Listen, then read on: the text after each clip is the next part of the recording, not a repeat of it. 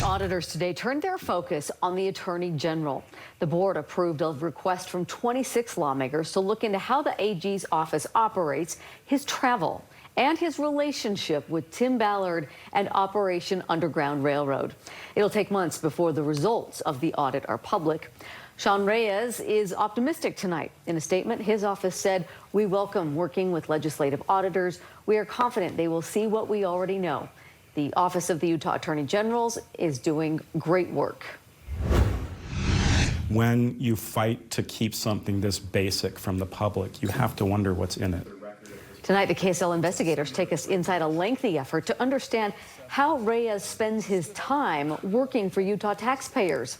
That public records fight for the Attorney General's calendar started a year ago. And as KSL investigator Daniela Rivera reports, it is now heading to court.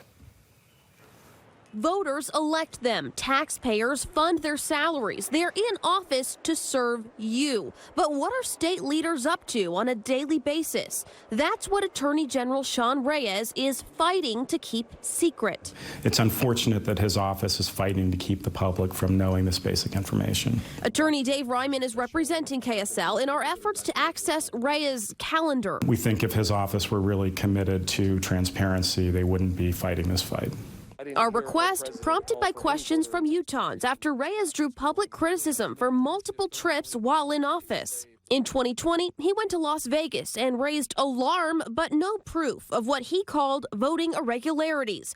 Last year, he scored a free trip to the World Cup on a foreign government's dime, and campaign finance records show he went hog hunting and stayed in a luxury resort. Now he's in the spotlight again for his close ties to Utah charity Operation Underground Railroad and its founder, Tim Ballard, now facing multiple lawsuits. Reyes traveled with the group to this Colombian beach in 2014 for a sting operation. Liberating victims. An experience he spoke about at the Republican National Convention in 2020. Outside of those splashy trips and curated social media posts, knowing how Reyes spends his time is harder to track.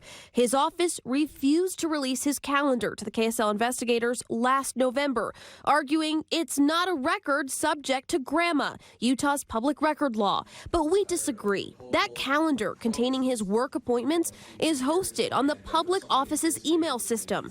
KSL producer Annie Knox took our argument to Utah State Records Committee in May, where Reyes' office argued against releasing the calendar, saying it combines both his personal and professional appointments. Think about how inconvenient it would be to try and keep two separate calendars. Utah State Records Committee sided with the KSL investigators, saying Reyes can redact his personal calendar entries, but ordered the release of his professional schedule back in May.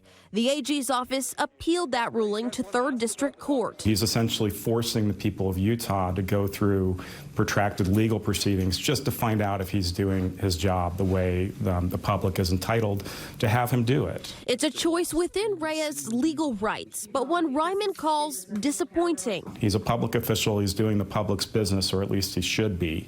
And the public is entitled to know what he's doing with his time and with taxpayer money. Reyes' office did not wish to comment for this story. His campaign, however, did send a statement noting that no taxpayer dollars are used for campaign events and travel. The KSL investigators will continue to pursue access and transparency now in court, and will keep you updated. Mike and Deanie.